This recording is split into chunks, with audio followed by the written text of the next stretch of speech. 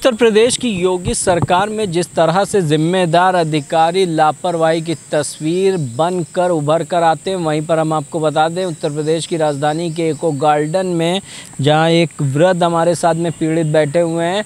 नमस्कार, मैं अमित कश्यप और आप देख रहे हैं हंगामा टाइम्स न्यूज़। इससे पहले भी हमने आपको दिखाया था इनकी समस्या कि किस तरह से इनकी ज़मीन पर जो अवैध निर्माण है उसको लेकर के ये लड़ाई लड़ रहे हैं और डीएम के आदेश होने के बाद भी इनकी जो है मांगे पूरी नहीं हो रही हैं। वहीं पर लापरवाही का एक दृश्य नज़र आ रहा है, उसको लेके चलते हैं। और जहां पर इन्होंने बताया था कि सिर्फ डीएम साहब ने कहा है कि 3 दिनों में 26 तारीख तक के रुक जाओ और उसके बाद तुम्हारा काम हो जाएगा। तो क्या हुआ?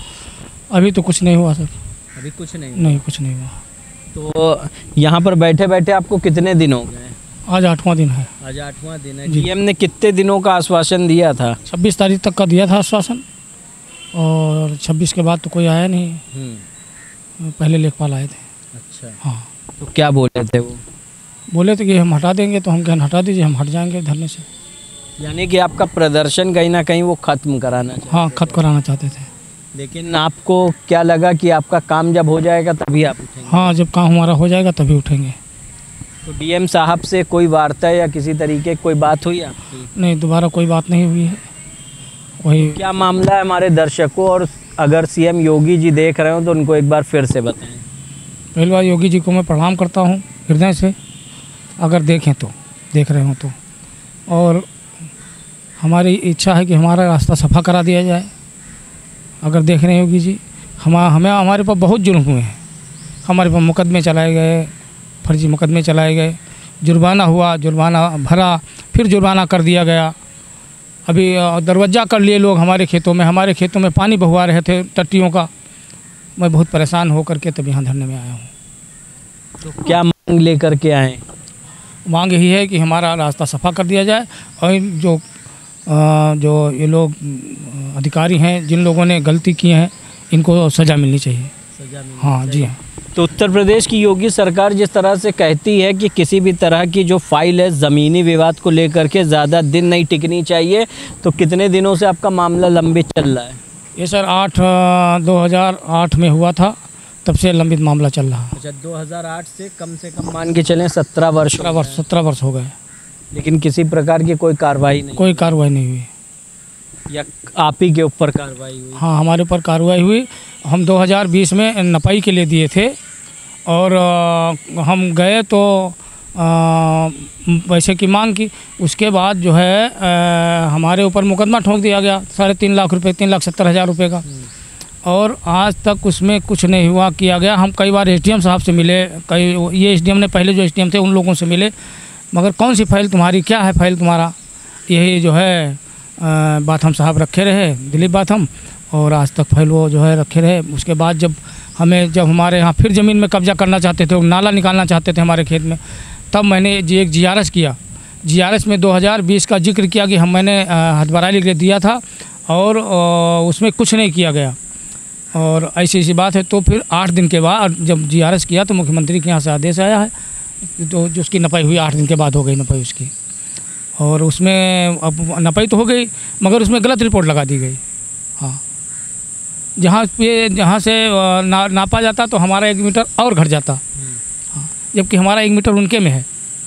तो मैं चाहता हूँ ईमानदारी और सच्चाई से जो है लेखपाल लोग हमारा नाप दें, हम अपना बाउंड्री करा लें और हमारी रास्ता सफ़ा हो जाए। हम आगे चल के हमारे बच्चों के जो है कम से कम नहीं तो भविष्य बनेगा उनका उसी ज़मीन से।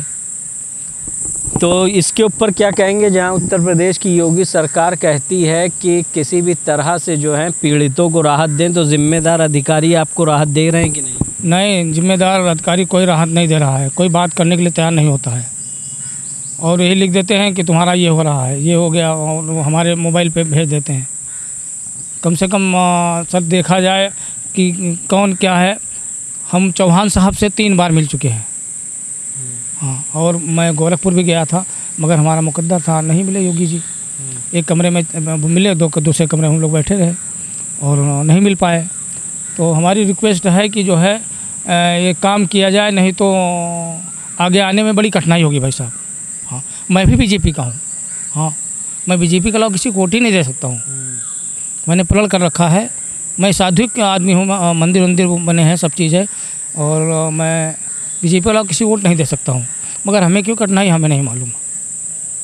हम बताते हैं हमारे आगे यादव लगा हुआ है, हम बताते हैं कि हरिश्चंद्र यादव तहाँ काम नहीं करता कोई, ये है सबसे बड़ी समस्या, ये यादव लगा हुआ है। अच्छा जी हाँ। तो अखिलेश यादव के पास जाने की सोच रहे हैं कि अखिलेश यादव से अगर योगी सरकार में मांग नहीं पूरी होगी तो अखिलेश यादव से मांग करेंगे? हाँ बिल्कुल मांग करेंगे। यानी कि जो भी आपकी मांगे पूरी करेगा हर वो दरवाज़ा खटखटाएंगे? बिल्कुल दरवाज़ा खटखटाएंगे।